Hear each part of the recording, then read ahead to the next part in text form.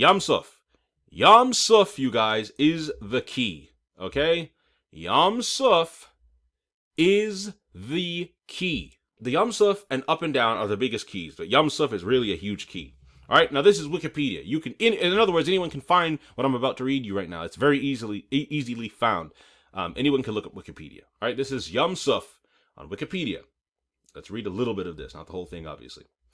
In the Exodus narrative, Yam Suf, or Reed Sea, sometimes translated as Sea of Reeds, is the body of water which the Israelites crossed following their exodus from Egypt. The same phrase appears in over 20 other places in the Hebrew Bible. This has traditionally been interpreted as referring to the Red Sea, following the Greek Septuagint's rendering of the phrase. However, the appropriate translation of the phrase remains a matter of dispute, as does the exact location referred to. Now, before we even continue, we're going to read a little bit more of this, but before we continue, where do you see red in this translation at all? Where do you see red? Right? Suf, okay, means reed. Right? We got the definition right here. It does not mean red. It has no inclination of red. It means reed. It's referring to a reed or a flag, sometimes as the King James says it. You guys know what I mean when I say flag. I don't mean like a United States flag. It's a type of reed, right? Especially papyrus. All right, we know what the Egyptians were doing with papyrus. Okay, and then sea, right? Yam. That's Yam. Okay, so body of water, sea, river. So this translates Sea of Reeds in a way we would read it. Sea of Reeds or River of Reeds or however you want to say that. I would more, for simplicity's sake, probably go with Sea of Reeds as even Wikipedia is telling us. Let's move on. Let's continue. Don't want you guys to get bored. Okay, Sea of Reeds. Sea of Reeds.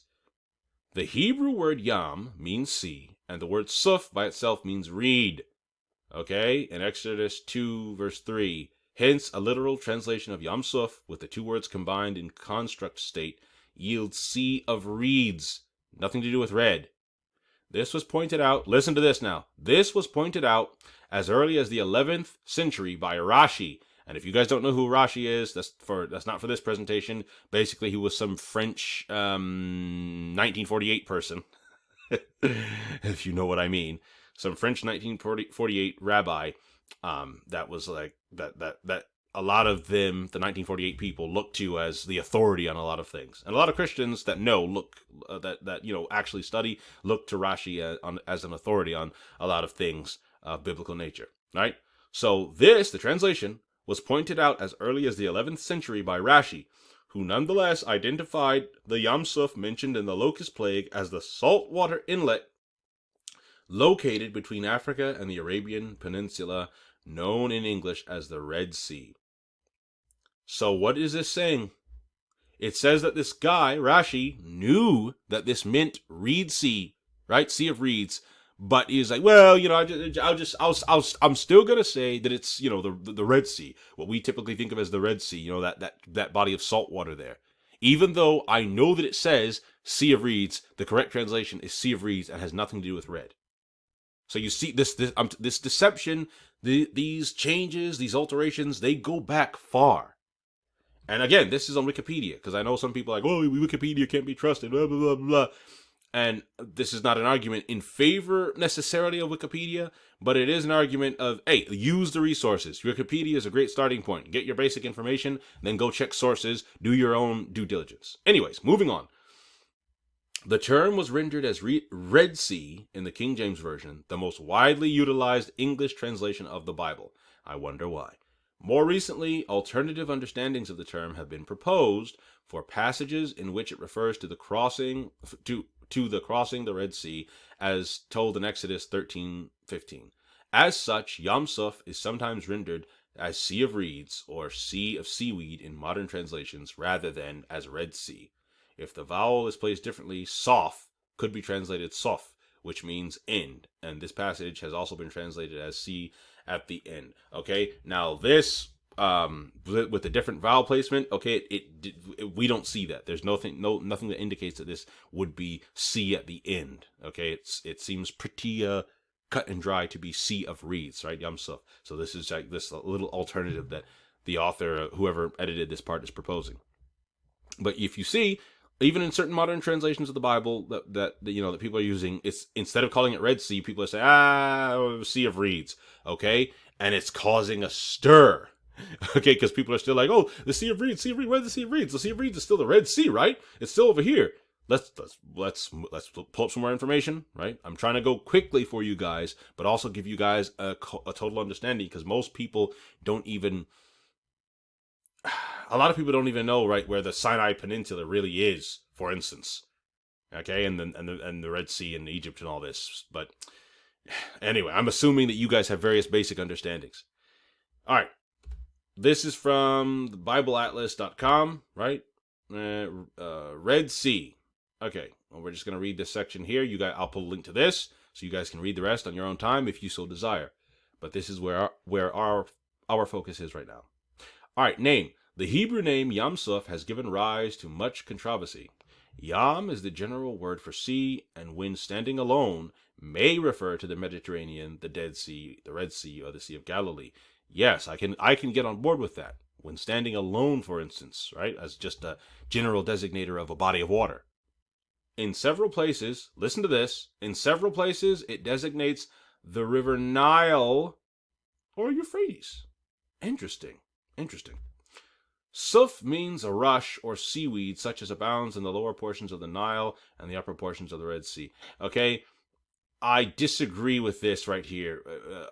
Seaweed. I think the idea of this of it meaning seaweed is more of an interpretive action, because it's the word by itself. It's more the suf.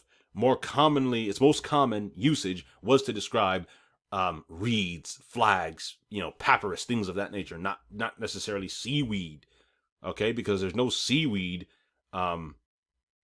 floating up, or very little seaweed. Well, there is no seaweed floating in the Nile because it's not a sea, all right? But there is like sparse seaweed on certain parts of the Red Sea, and I'm going to address that again in just a second. It was in the Suf on the brink of the river that the Ark of Moses was hidden. Okay, see? The brink of the river, and of course that means the Nile, that the Ark of Moses was hidden. So the Suf, the flags, I think the King James says. But as this word does not in itself mean red has nothing to do with it, and as that is not the color of the bulrush, authorities are much divided as to the reason for this designation. You're only divided if you have a certain reference point in mind.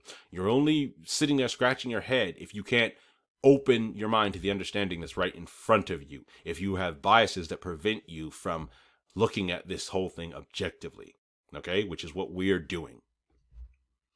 Some have supposed that it was called red from the appearance of the mountains on the western coast. Others from the red color given to the water by the presence of zoophytes or red coral or some species of seaweed. Others still, with considerable probability, suppose that the name originated in the red or copper color of the inhabitants of the bordering Arabian Peninsula. So everything, they've come up with everything. Why would they call a sea why would they call it the Red Sea? Or why would it be called the Red Sea? Oh, I know, it would be called red because of coral that was in there. Oh, I know, it would call it the Red Sea because of this. What was it? The color of the inhabitants, right? And that's why they designated the sea. It's just foolishness. I'm saying it right now. Foolishness. But the name Yam Suf, though applied to the whole sea, was especially used with reference to the northern part. Guys, I hope it's becoming clear. Was especially used with reference to the northern part, which is alone mentioned in the Bible, and to the two gulfs, Suez and Aqaba, which border the Sinaitic Peninsula, especially the Gulf of Suez. So this thing is still saying that the Bible Atlas is still leaning to, again, it doesn't mean Red Sea. It means Sea of Reeds. We know it means Sea of Reeds, but maybe they just said it was the Red Sea because of these reasons that don't make any sense. Maybe that because of the coral and this and this and that. Okay, so this is called the Sea of Reeds. The Bible says it's the Sea of Reeds. The Sea of Reeds. That is what we're calling it. Now, when they talk about the north, right? Maybe because of the northern portions of the Red Sea. Hold on, I got a thing in. Sorry about that. Oh, the northern portions of the Red Sea. So, like, up here, that's why they have the crossing. The one that, again, this is a map of the Exodus, supposed Exodus. That's why they have the crossing here at this point, or like maybe somewhere up here, the northern point. So because they didn't cross over here.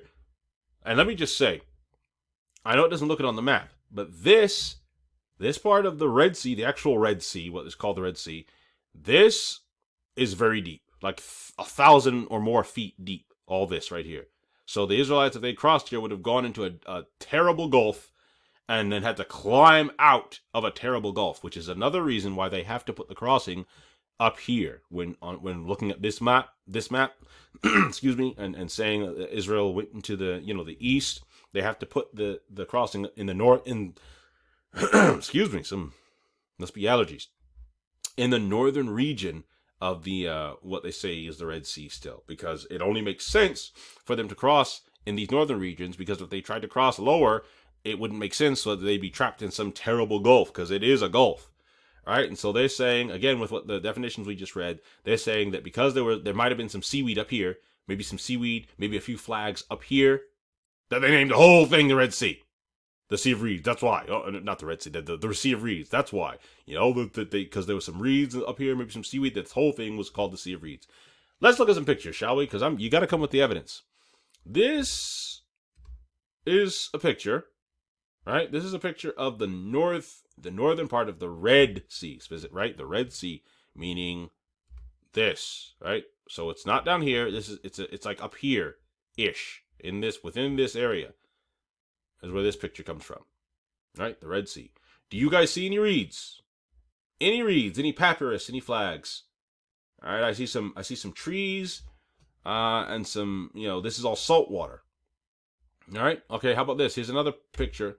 The northern region of the Red Sea. There's what is this? Some type of.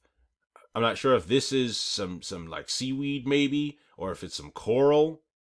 All right. But other than that, I don't see. Again, palm trees, and just very sparse vegetation, things like that.